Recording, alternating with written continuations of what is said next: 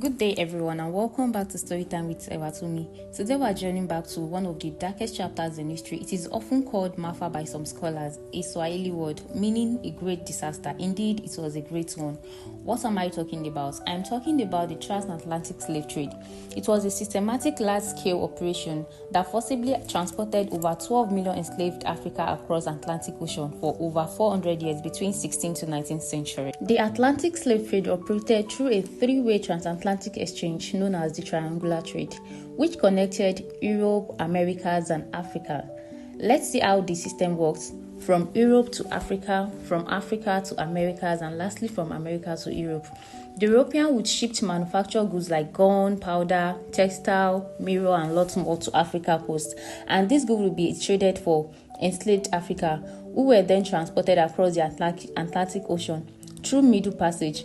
Then, on getting to their destination, Africa were forced to work on plantations like tobacco, sugarcane, cotton, and lots more. Then, this raw material produced by the slave labor will be shipped back to Europe, completed in triangle and making immense profits. According to Walter Rodney in his influential book How Europe Underdeveloped Africa, argues that Africa underdevelopment was not a natural or accidental process, but a direct result of Europe colonial exploitation and transatlantic slave trade. Now the question is, are you of the same opinion with Walter Rodney? Let's continue. The Middle Passage represented the horrific transatlantic journey where enslaved Africa were packed into ships under brutal conditions. They were chained together at ankle and neck during forced marches to the coast. Between 10 to 15% of captives died during those marches before even getting to the ship.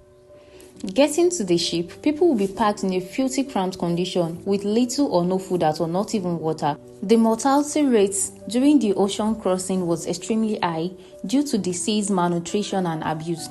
Historians estimated that about 1.2 to 2.4 million of people died during the Middle Passage voyage. Now let's talk about the long-lasting impact on African society.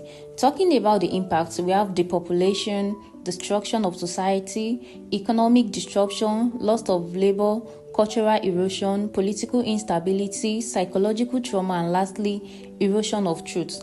The fact that people were captured and sold by other Africans led to a profound breakdown of societal trust within and between communities. In conclusion, the slave trade was finally abolished in early 19th century due to shift in labor needs with industrial revolution as machine replaced manual labor. So all that was needed as at that time was raw material and markets. Then they began to promote legitimate trade in raw material instead of human. This allowed them to continue exploiting Africa, but in a very new way. Remember, the end of slave trade wasn't the end of story.